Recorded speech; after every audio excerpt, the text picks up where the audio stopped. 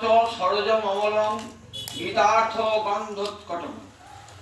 কেমন সুন্দর একটা গীতার পরিচয়, গীতার মঙ্গলাচরণ দিয়ে চলে যাবে। পারাশরীয় মানে পরাশরস্য অপত্যম পুমান। পরাশর ঋষির অপত্য অর্থাৎ সন্তান হলেন বেদব্যাস। পরাশর ঋষি নদী পার হচ্ছিলেন। নদী পার হতে দেখেন একটি সুন্দরী বালিকা সেই নৌকার খেয়া পাড়া পার করে। এটা একটি দাস রাজের কন্যা, এর নাম ছিল সত্যবতী, কিন্তু মৎস্যগন্ধা বলত। মাছের পেট থেকে হয়েছিল, তাই কন্যাটির অঙ্গে মাছের গন্ধ ছিল, তাই সবাই মৎস্যগন্ধা বলত। দেখতে অপূর্ব সুন্দরী এবং দাস রাজা মানুষ করছিল। পরাশর ঋষি যাচ্ছেন, খুব সুন্দরী কন্যা দেখে একটা আকৃষ্ট হন, মিলন বাসনা প্রকাশ করেন। বলেন দিনের বেলায় মিলন বাসনা কেমন করে সম্ভব হবে? বলেন আমি যোগ বলে দিনকে রাত্রি করতে পারি। দিনকে রাত্রি করলেন, দিনের রাতেই সেই সত্যবতীর সঙ্গে মিলনে, পরাশরের মিলনে, সেই মৎস্যগন্ধার সঙ্গে মিলনে জন্মেছিলেন ব্যাসদেব। তাই পরাশর নন্দন বেদব্যাস তাকে বলে পারাশর্য। পরাশরস্য অপত্যম পুমান। পরাশর শব্দে স্ন প্রত্যয় করে পারাশর্য মানে বেদব্যাস। পারাশর্য বচ সরজমবলং গীতার্থ গন্ধোৎকটম।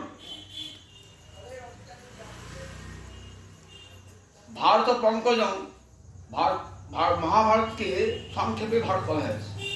ভারত পঙ্কজম, পঙ্কজ মানে পদ্মফুল, পঙ্কে জায়তে যত্তৎ পঙ্কজম। তাহলে ভারত পঙ্কজম মানে, ভারত পঙ্কজম মানে মহাভারত পদ্ম। পদ্মফুল কোথায় ফোটে? সরোবরে ফোটে। তাহলে এই মহাভারত পদ্মফুল কোন সরোবরে ফুটেছে? তা বলেন পারাশরীয় বচন, অর্থাৎ পরাশর নন্দন বেদব্যাসের বাক্য হলো সরোবর। সেই সরোবরের পদ্মফুল হলো মহাভারত। সরোজম অমলম, সরোজ মানে পদ্মফুল। পরাশর নন্দের বেদব্যাস, পরাশর নন্দন বেদব্যাসের বাক্য সরোবরে একটি নির্মল পদ্ম ফুল ফুটেছে। পদ্ম ফুল ফুললে কি হয়? তার গন্ধ চতুর্দিক আমোদিত হয়, তার গন্ধেতে। গীতার্থ গন্ধোৎকটম বলেন ব্যাসদেবের বাক্য সরোবরে মহাভারত পদ্ম ফুল ফুটেছে। আর তার গন্ধটা কি? তার গন্ধ হলো গীতা, তীব্র গন্ধ গীতা, গীতার্থ গন্ধোৎকটম। বুঝতে পারছেন গীতার পরিচয় কি?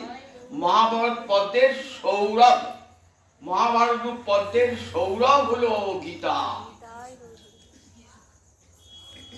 সুগন্ধে দুর্গন্ধ দূর হয়ে যায়। কলিমলের যে দুর্গন্ধ সেটা নাশ হবে কি করে? না, যেখানে গীতা পঠিত হবে, গীতা আলোচিত হবে, গীতার ব্যাখ্যা হবে, গীতার নাম উচ্চারণ হবে, সেই গীতার সুগন্ধে সমস্ত কলির দুর্গন্ধ দূর হয়ে যাবে। গীতার্থ গন্ধোৎকটম। বুঝতে পারছেন না গীতার কত বড় মহিমা? পারাশরীয় বচ সরজমবলং গীতার্থ গন্ধোৎকটম। নানা খ্যান কেশরম। পদ্ম ফুলে অনেক পাপড়ি থাকে। মহাভারতকে পদ্ম ফুল বলছেন, তার পদ্ম ফুলের পাপড়ি কোথায়? বলেন নানা খ্যান কেশরম। বলে মহাভারতের মূল কাহিনী একটি, কুরু পাণ্ডবের যুদ্ধ বিষয় নিয়ে, কিন্তু সেই আখ্যানকে পল্লবিত করেছে বহু উপাখ্যান। উপাখ্যান মানে ক্ষুদ্র গল্পকে বলে, আখ্যানকে বলে উপাখ্যান। যেমন উপনদী মানে ক্ষুদ্র নদী, উপমন মানে ক্ষুদ্র মন, ঠিক তেমনি মহাভারতের মূল আখ্যান হলো কুরু পাণ্ডবের যুদ্ধ। তাকে পল্লবিত করেছে কত উপাখ্যান। তাই নানাখ্যান কে স্মরণ, এগুলি এই মহাভারত পদ্মপুরের পাবনি। হরিকথা সম্বোধনা বোধিতাং। পদ্মফুল কখন ফোটে দেখবেন? রাত্রিকালে ফোটে লাল পদ্ম রক্ত কুমুদ চন্দ্রের কিরণে, আর পদ্ম ফুল ফোটে সূর্যের কিরণে। সন্ধ্যা হলে দেখবেন পদ্ম ফুল একবার পাবনি পুজে গেছে, আর সকাল হলে দেখবেন একবার পাবনি সব বুঝেছে। হরিকথা এই যে মহাভারত পদ্ম, এর পাবনি কখন বেড়ে? বলেন যে হরিকথারু সূর্যের কিরণে পদ্মের পাবনি ফুটে। হরিকথা সম্বোধনা বলিতাম। লোকে সজ্জন ষটপদের অহর প্রিয় মানব মুদা। পদ্ম ফুলে মধু থাকে, সে মধু খাবার জন্য কারা যায়? ষটপদ মানে ভ্রমর। ভ্রমণে কটকা 6 টাকা। ভ্রমরকে পেপীয় মানব। একবার মধু খেয়ে হয় না ভ্রমরে, মধুর পেপে মানে পুনঃ পুনঃ পিবতি, বারবার পান করে পেপীয় মুদা মানে পরমানন্দে পান করে মধু খেয়ে। ভ্রমরের জ্ঞানও থাকে না, জ্ঞান হারিয়ে ফেলা যায়। সন্ধ্যেবেলা যখন পদ্ম পাপড়ি করে মুড়ে যায়, ও ভ্রমরটা মুচিয়ে দেয়। পেপীয় মানব মুদা পরমানন্দে। বলে দেখো ভক্ত ভগবানের কথা হয় না মহাভারতে, মহাভারত তখন ভক্ত শুনতে শুনতে আনন্দে জ্ঞান হারা হয়ে যায়, আত্মা হয়ে যায়। পেপীয় মানব একবার শুনলে হরিকথার মধু, বলে আবার শুনি আবার শুনি আবার শুনি। মহাভারত পদ্মে হরিকথার মধু রয়েছে, সেই মধু আস্বাদন করবার জন্য ভক্ত ভ্রমণের দল ছুটে যান। ভারত পঙ্কজং কলিমল প্রধ্বংসী ন। কলিমল, কলির যে মালিন্য, কলির যে দুর্গন্ধ, সেটা দূর হয়ে যায় কি করে? এই মহাভারত পদ্মের সৌরভে, গীতার সৌরভে, এবং চতুর্দিকে মঙ্গল ছড়িয়ে পড়ুন আশীর্বাদ করছে। গীতার কটা অধ্যায়? 18টা অধ্যায়ের মধ্যে আজকে চতুর্থ অধ্যায়। চতুর্থ অধ্যায় খুব বিস্তারিত অধ্যায়।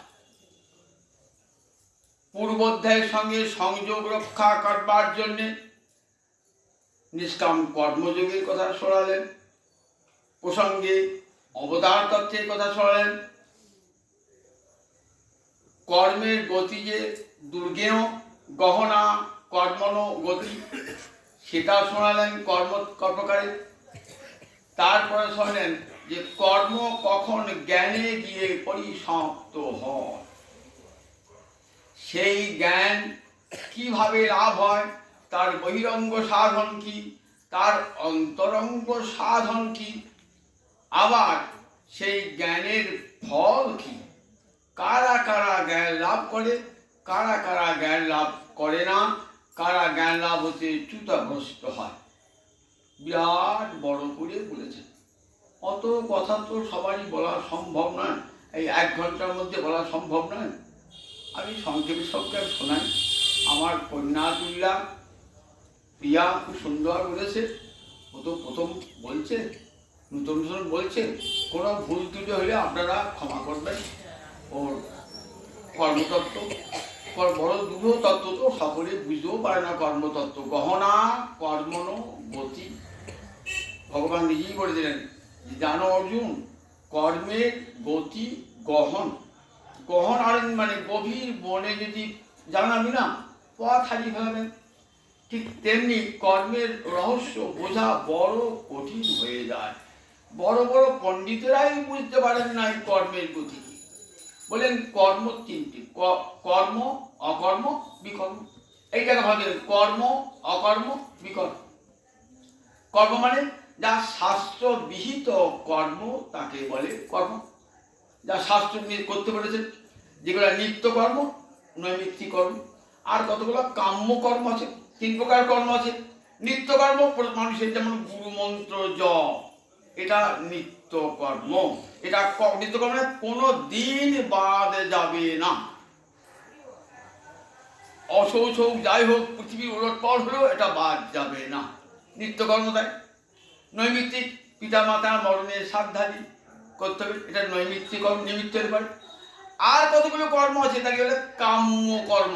কোথাও কোনো কামনা বাসনা নিয়ে মনসা পুজো করছেন, লক্ষ্মী পুজো করছেন, সরস্বতী পুজো করছেন, বিদ্যা পাবার জন্য, ধন পাবার জন্য যে কর্মগুলো করি সেগুলো কি বলি? কাম্য কর্ম। তাই নিত্যকর্ম এবং নৈমিত্তিক কর্ম, এ কর্ম করতেই হবে আমাদের, এবং শাস্ত্রের নির্দেশ মেনে। এই নাম হলো কর্ম। কিন্তু এগুলো হবে কেমন? এগুলো হবে নিষ্কাম ভাবে। আবার দান, যজ্ঞ, তপস্যা এগুলাও কর্ম, কিন্তু এগুলাও কখনো ত্যায্য নয়। এগুলাও করতে হবে কেমন করে? নিষ্কাম ভাবে, কৃষ্ণ প্রীতির উদ্দেশ্যে। কর্ম কখন নিষ্কাম হবে? যখন কর্মে কখন মালিন্য থাকবে না। বলেন সেটা দ্বিতীয় অধ্যায় কর্মযোগ কর্মশালা বলেছেন কি কি? বলেন কর্তৃত্বের অভিমান থাকবে না, অহংকরণী, এই কর্তৃত্বের অভিমান থাকবে না। কর্মের যে ফল, সে ফলও আমি চাই না। আর সমস্ত কর্মফল কৃষ্ণায় সমর্পিতমস্তু। তাহলে দেখুন, এই নিষ্কাম কর্মের তিনটে বৈশিষ্ট্য। আমি কর্ম, এই অভিমান থাকবে না, ফলাকাঙ্ক্ষা থাকবে না, সমস্ত কর্মফল শ্রীকৃষ্ণের সমর্পণ। এটা কর্ম। কর্ম না, একদল মানে কর্মবন্ধন আনে, তারা কর্ম করে না। এককালে সন্ন্যাসীর এত প্রচন্ড দাপট, কৌপিনবন্ত খলুভাগ্যবন্ত। আচার্য শঙ্কর মানে সবাই কৌপিন পড়তে লাগলো, সবাই ঘরে ঘরে সন্ন্যাসী হয়ে গেল। তাহলে সমাজটাই কি বোঝাচ্ছে? সবাই যে সন্ন্যাস হয়ে যায়, সমাজ সংসার কিছু থাকবে না। সেই জন্য দেখুন মৌন করলেন এই জগের এককালে, পরবর্তীকালে শঙ্করাচার্য এক সন্ন্যাস, তার আগে থেকেই এই সন্ন্যাসে সবাই সংসার ছেড়ে দাও, সন্ন্যাসী মুক্তি, এই ধর্ম প্রচার করলেন। আচার্য শঙ্কর সেটাও বড় করে করলেন। সে মৌন এসে বললেন না, সন্ন্যাস ধর্মে একটা বয়স আছে। বলে দেখো, 8 বৎসর বয়সে গুরুগৃহে যাবে, 12টি বৎসর গিয়ে গুরুর কাছে বিদ্যা শিক্ষা লাভ করবে, সেটা বলে ব্রহ্মচর্য। তারপরে গৃহে এসে সংসার করবে গার্হস্থ্য। তারপর 50 বছর বয়স পরে সংসার করবে। তারপরে বনং বসে বানপ্রস্থ হবে। তারপর 75 বছর বয়সে চলে যাবে সন্ন্যাস। 100 বছর মানুষের কর্ম এমনি ভাগ করে দিলেন, যেন সবাই সন্ন্যাস গ্রহণ না করে। বলেন ভুল ধারণা, গীতা বলেছেন ভুল ধারণা যে কর্ম বন্ধন আনে। বলেন সব কর্ম বন্ধন আনে। বন্ধন আনে কর্ম নয়, বন্ধন আনে মনের বাসনা, মনের আসক্তি বন্ধন আনে, ফলাকাঙ্ক্ষা বন্ধন আনে। আসক্তি বিহীন হয়ে কর্ম করলে আর কর্মবন্ধন আনে না। কর্ম না করে কেউ থাকতে পারি না। আপনি চুপ বসে থাকেন কর্ম, শুয়ে পড়ছেন শোয়াটাও কর্ম, কথা বলছেন কথাটাও কর্ম, শ্বাস প্রশ্বাস নিচ্ছে শ্বাস প্রশ্বাসটা কর্ম। তাই কর্ম না করে পৃথিবীতে কেউ থাকতে পারে না। আপনি বললেন জলে পোকাতে জলই খাবো না, বাঁচবেন নাকি? জলে পোকা থাকলে পোকাটা বাদ দিয়ে জলটা খেতে হবে, তবে তো বাঁচবো। তা কর্মবন্ধন বুঝিয়া কর্ম করবো না, কর্ম না করে যখন সংসার চলবে কি করে? বললেন দেখো, কর্মে বন্ধন কখন বন্ধন? যখন কর্মে ফলাকাঙ্ক্ষা থাকে, কর্তৃত্বের অভিমান থাকে, ফলাকাঙ্ক্ষা থাকে, এবং ঈশ্বর পরিত্যর্থে যে কর্ম হয় না, তখন সেই কর্মটা বন্ধন নিয়ে আসে। আর বিকর্ম, শাস্ত্রের বিরুদ্ধ যে কর্ম, তার নাম বিকর্ম। যা শাস্ত্র নিষেধ করেছেন সেই কর্ম করে বিকর্ম। তাহলে কর্ম, অকর্ম, বিকর্ম। কর্ম না করাকে বলছে অকর্ম, শাস্ত্রবিহিত কর্ম করাকে বলে কর্ম, আর শাস্ত্র বিরোধী কর্ম বলে বিকর্ম। পরিষ্কার হলো? কর্ম, অকর্ম, বিকর্ম। শাস্ত্রবিহিত কর্ম হলো কর্ম, কর্ম না করা হলো অকর্ম, শাস্ত্র বিরোধী কর্ম হলো বিকর্ম। কিন্তু এইটি সরলভাবে বুঝে চলবে না। কখনো কখনো বিকর্ম কর্ম হয়ে যায়, কর্ম বিকর্ম হয়ে যায়। ধরুন একটা মানুষ খুন হবে, আমি যদি সত্য কথা বলে, সত্য কথা না বললে সে তো বিকর্ম হয়ে যায়। কিন্তু আপনি সত্য কথাটা বলে দেন, তাহলে লোকটা খুন হিসেবে হবে। তাহলে সেখানে আপনি মিথ্যে কথা বলেন, তাহলে সেখানে কিন্তু মিথ্যা কথাটা বিকর্ম, তো ওটা কর্ম হয়ে গেল, কারণ মানুষটাকে বাঁচাবার জন্য মিথ্যা কর্ম। সনাতন গোস্বামী পাদ ঘুষ দিলেন কাকে? কারাগার রক্ষীকে ঘুষ দিলেন। ঘুষ দেওয়া, উৎকোচ প্রদান, এটা তো অপরাধ। উৎকোচে নেওয়াটাও যেমন অপরাধ, উৎকোচ দেওয়াটাও অপরাধ। তা এত বড় সনাতন গোস্বামী জ্ঞানী পণ্ডিত হয়ে উৎকোচ দিলেন, বললেন তাই এটা বিকর্ম হবে না। কারণ সংসার, মহাপ্রভু অনুমোদন করলেন যে সংসার কূপ থেকে উদ্ধার পাবার জন্যে তুমি এই উৎকোচ দিয়েছ মহৎ কর্মের জন্যে, সুতরাং এটা বিকর্ম হবে না। সেদিনই বলছেন যে আবার কর্মে অকর্ম, আমি কর্ম, আমি জানি আমি কর্ম করছিলাম, আমি তো জীবাত্মা, জীবাত্মা তো কোনো কর্ম নাই। আমার কর্মটা করছে কি? আমার দেহ, আমার ইন্দ্রিয়, এটা যে জানে সে কর্মে অকর্ম দর্শন করে, আবার অকর্মে কর্ম দর্শন করে। তাই গহনা কর্মণগতি। এইবার কর্মকে নিয়ে গিয়ে যজ্ঞে ফিরিয়ে দিলেন। কত প্রকার? 12 প্রকার, 12 প্রকার যজ্ঞের কথা বললেন। কর্ম কখন যজ্ঞে পরিণত হয়? কর্ম যখন লোকহিতার্থে, ঈশ্বর প্রীত্যর্থে যখন কর্ম হয়, তখন কর্ম যজ্ঞ হয়ে যায়, যজ্ঞ হয়ে যায়। তখন কর্ম আর আপনার কর্ম থাকে না, তখন ঈশ্বরের প্রীতির জন্য কর্ম হয়ে যায়। তখন কর্ম, আমি কর্মের কর্তা নই এই বোধ এসে যায়। তখনই কর্ম যজ্ঞে পরিণত হয়ে যায়। তখনই লোকহিতার্থে যে কর্ম করলেন, সংসারে যাবতীয় কর্মকে যজ্ঞে পরিণত করা যায়। যজ্ঞ ছাড়া জগৎ সংসার চলে না। অনুযজ্ঞ জগৎ সর্বম। আগে যজ্ঞে ভগবান ব্রহ্মা জগৎ সৃষ্টি করে সঙ্গে সঙ্গে যজ্ঞকে সৃষ্টি করেছেন। এই যজ্ঞের দ্বারা দেবতারা পুষ্টি লাভ করবে, আবার দেবতারা তোমাদেরকে বৃষ্টি আদি দান করে তোমাদেরকে পুষ্টি দান করবে। এমনিকে পরস্পরকে সম্বোধন করবে বলে গীতা যজ্ঞের কথা বলা আছে। কিন্তু সেই যজ্ঞ হবে, যজ্ঞ কেমন হবে? সেই যজ্ঞটা হবে নিষ্কামভাবে যজ্ঞ হবে। নিষ্কামভাবে যজ্ঞ থেকে কি চাই? আমি কর্তা নই এই বোধ, অহংকর্তৃত্ব লোভ হয়। আমি মরবে কখন? আমি মরবে যখন জঞ্জাল ঘুরবে তখন। যতক্ষণ আমিত্ব থাকছে না, ততক্ষণ কিন্তু কর্ম বন্ধন আনছে। আমিত্বের ভূমিকা লোপ করতে গেলে জ্ঞানের দরকার হয়। তাহলে কর্ম কখন জ্ঞানে পর্যবেসিত হয়ে যায়? যখন অহংকর্তা অভিমান দূর হয়ে যায়, তখন আর কর্মটা যোগ্য হয়ে যায়। কেমন যোগ্য হয় দেখুন, বলছেন ব্রহ্মার্পণ ব্রহ্ম হবি, একটি শ্লোক আছে, কি সুন্দর শ্লোকটি দেখেছেন। একটা যজ্ঞ করতে গেলে কি চাই? যজ্ঞ করতে গেলে যজ্ঞের পাত্র চাই, ঘি চাই, আগুন চাই, পুরীর চাই। তা বলেন ব্রহ্ম অর্পণম, যে যজ্ঞের পাত্র সেটাও ব্রহ্ম, যজ্ঞের ঘি সেটাও ব্রহ্ম, যজ্ঞের কর্তা সেও ব্রহ্ম, যজ্ঞের মন্ত্র সেও ব্রহ্ম, সব ব্রহ্মময় দর্শন হচ্ছে। বলেন এই যজ্ঞই হলো যথার্থ যজ্ঞ। বলে ঠিক এমনি করে জগতের সমস্ত কর্ম যখন ব্রহ্মময় হয়ে যাবে, ভগবত চিন্তা হইবে, তখন সেই কর্ম আর বন্ধন আনবে না। এই যে কর্ম জ্ঞানের ভূমিকা কখন আসবেন? বলেন নাহি জ্ঞানেন সদৃশং পবিত্রম ইহ বিদ্যতি। জ্ঞানের সমান আর পবিত্র জগতে কিছু নাই। কর্ম জ্ঞানের ভূমিকা এসে গেল, জ্ঞানের ভূমিকা এসে কর্মের পরিসমাপ্তি ঘটল জ্ঞানেতে। সেই এটা কর্মশতক। এই যে ছটা, প্রথম গীতা যে 6টা অধ্যায় না, প্রথম, দ্বিতীয়, তৃতীয়, চতুর্থ, পঞ্চম, ষষ্ঠ, এটাই বলে কর্মকাণ্ড। 7 থেকে 12 পর্যন্ত, 7 থেকে 15 পর্যন্ত, 7 থেকে 13 নাকি, 7, 8, 9, 10, 11, 12 পর্যন্ত ভক্তিকাণ্ড। তারপরে 13 থেকে 18 পর্যন্ত জ্ঞানকাণ্ড বলা। এইবার নহি জ্ঞান সদৃশং পবিত্রম ইহ বিদ্যতি। জ্ঞানের সমান পবিত্র জগতে আর কিছু নাই। সেই জ্ঞানটা কি করে আহরণ হবে? তা বললেন তো তদ্বিদ্ধি পরিপাতেন পরিপুষ্টেন সেবয়া। তাকে জানবে কেমন করে? সেই ব্রহ্মতত্ত্বকে জানবে কেমন করে? না, গুরুর কাছে যাও, দণ্ডবত প্রণাম জানাবে গুরুকে, পরিপ্রশ্ন, গুরুদেব আমি আমার মঙ্গল কিসবে নাম। গুরু কতখানি জ্ঞানী জানবার জন্য নয়, নিজের মঙ্গলের জন্য যে প্রশ্ন থাকে বলে পরিপ্রশ্ন। তারপরে গুরুকে সেবা দ্বারা তুষ্ট করে গুরুর কাছে জ্ঞান আহরণ করতে হবে। এই 3টে বহিরঙ্গ সাধন, এই পরিপাক, পরিপ্রশ্ন, সেবা, 3টেকে বলছি বহিরঙ্গ সাধন। আর তিনটে অন্তরঙ্গ সাধন।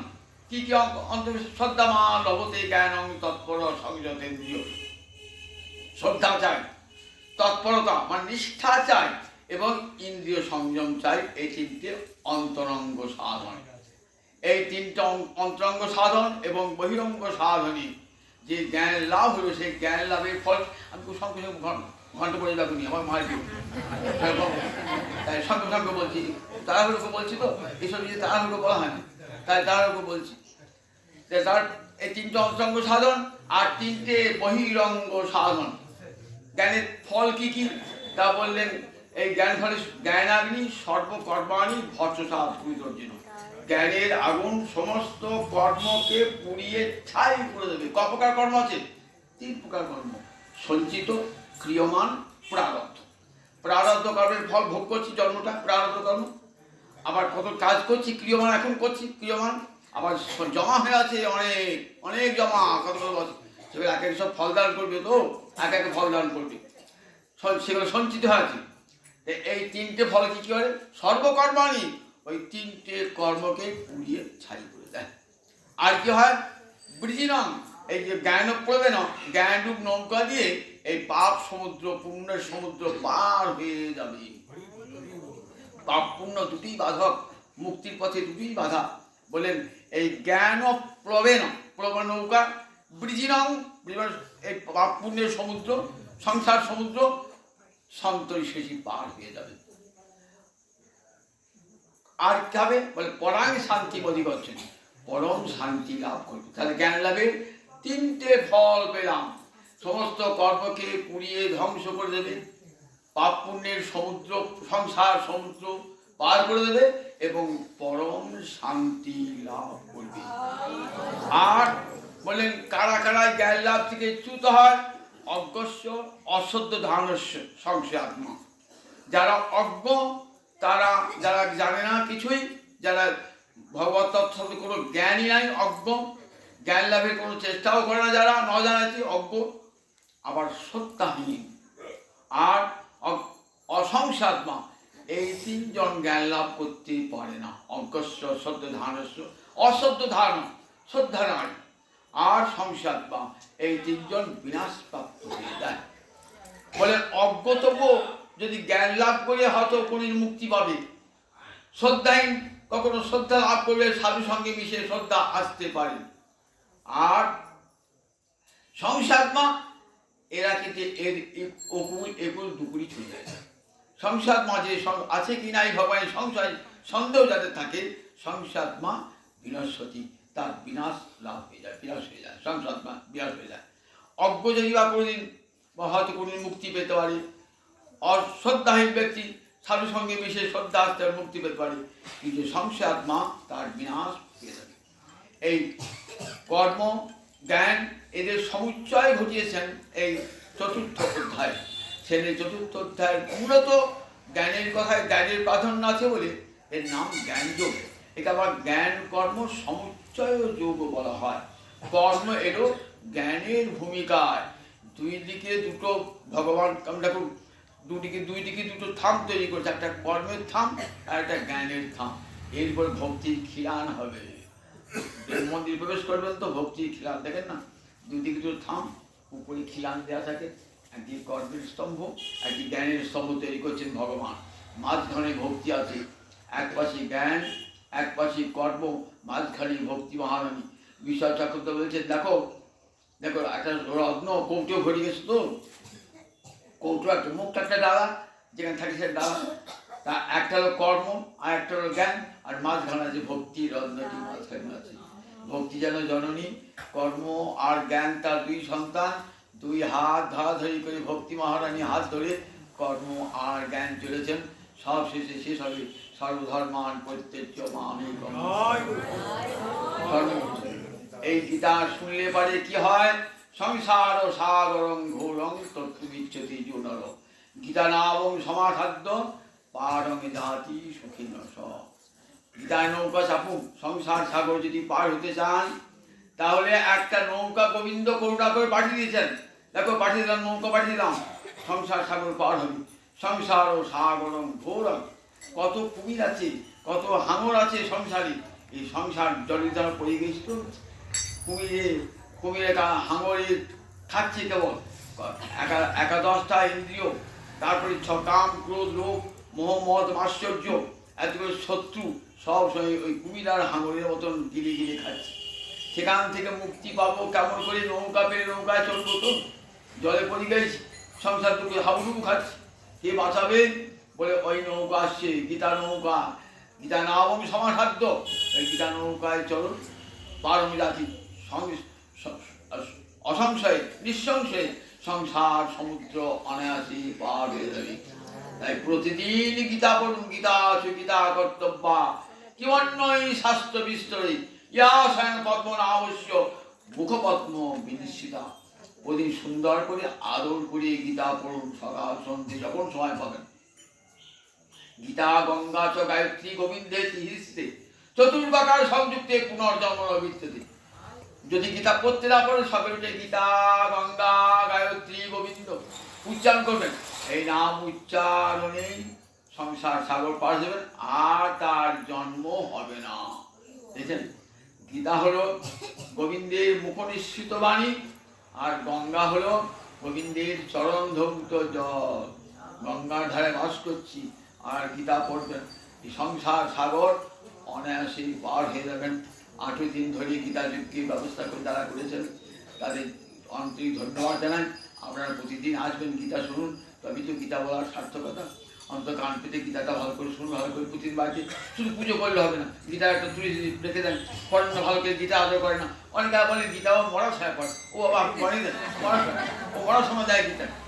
লোকে কিরকম ধারণা করলে এমন গীতা যে ভগবানের মুখপদ্ম বিনিশ্চিত গীতা, অজ্ঞতার দোষে মূর্খ লোকে তাকে বলছে দেখো ও গীতা মরার সময় পড়তো, গীতা পড়ছে না, গীতা দেখো কিরকম, দেখুন কি দুর্ভাগ্য আমাদের, যে গীতা কিনা সারা বিশ্ব গীতার আলোচনা। আর শুধু ভারতবর্ষে না, দেখুন এমনি সারা বিশ্বে গীতার যে কত ভাষায় অনুবাদ হয়েছে, কত টিকা টিপ্পণী হয়েছে, ভাবি বলা যায় যে গীতা কত জনপ্রিয়। সেই গীতার জয় হোক, আজকে সেই গীতার জয় দিন।